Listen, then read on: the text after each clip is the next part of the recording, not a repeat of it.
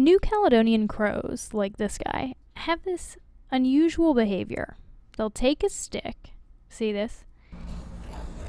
And sometimes they'll even rip one off a branch. And then they'll go to a rotting tree and start gently rapping at the tree's core. It's poetic until they pull out one of these. That's a longhorn beetle larva. And here's what this experience looks like from the larva's point of view, as narrated by Christian Rutz from the University of Oxford.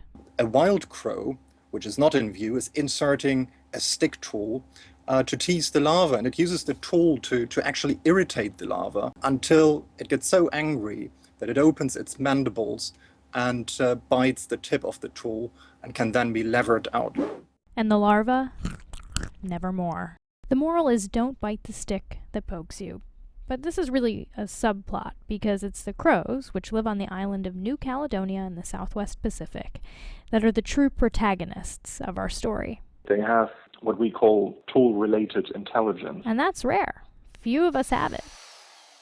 In a previous study, Rutz and colleagues attached cameras to crows. Very interesting crow's point of view. Yes, it's on the tail.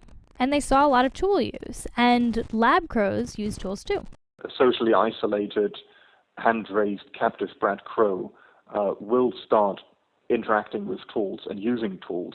So we know that they have a strong genetic predisposition for showing basic tool use. So where did that genetic predisposition come from? Why did these crows evolve to use tools when almost no other species has? That's the big puzzle, and the frustrating thing is we will never know.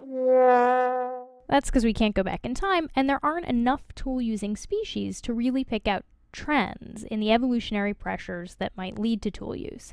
But there's another angle. The only route that is available to quantitative research is studying how important tool use is within a species under contemporary conditions. And that is exactly the angle we took with this new study. To figure out whether using tools to fish out larvae gives crows an advantage, the researchers looked at the role of the larvae in their diet. Crows eat lots of stuff, nuts and fruit like this guy's munching on, but a grub would be more like a power bar.